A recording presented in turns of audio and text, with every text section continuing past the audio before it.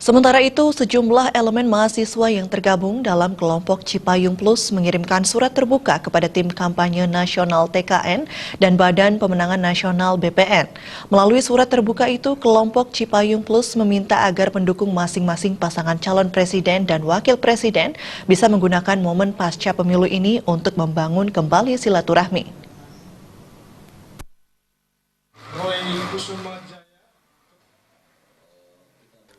Meski pemilu serentak pada 17 April sudah selesai, namun euforianya masih terasa sampai saat ini.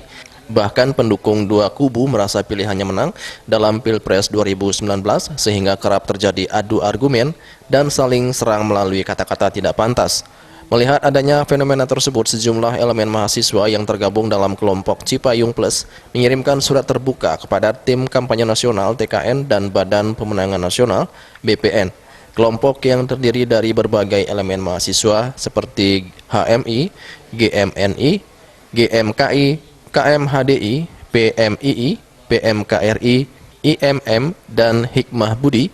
Dalam pernyataan sikapnya yang dibacakan Ketua Umum PB PMII, Agus Herlambang mengatakan, meski pemilu telah usai namun hingar-bingarnya masih terasa. Untuk itu melalui surat terbuka yang ditujukan ke TKN maupun BPN, ia berharap adanya itikat baik kedua belah pihak untuk menggunakan momen-momen pasca pemilu ini untuk membangun kembali nilai-nilai persaudaraan, persatuan, demi kepentingan yang lebih besar, yaitu keutuhan NKRI di atas kepentingan kelompok.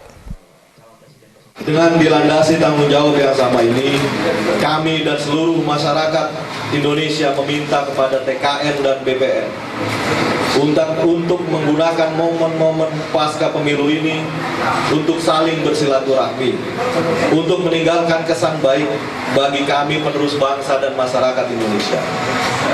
Mari kita gunakan momen hari-hari ini untuk menjadikan segala proses pemilu yang telah kita lalui betul-betul sebagai ajang yang menggembirakan persaudaraan dan persatuan, dan dilandasi oleh niat yang tulus.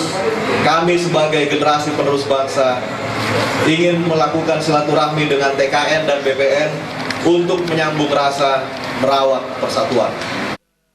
Dalam kancah pertarungan politik, kalah menang menjadi hal yang biasa. Pasangan yang menang akan larut dalam euforia kemenangan, namun pasangan yang kalah belum tentu menerima kekalahan dengan legowo. Berbagai langkah pun akan ditempuh untuk membuktikan adanya kecurangan dalam proses pemungutan dan penghitungan suara.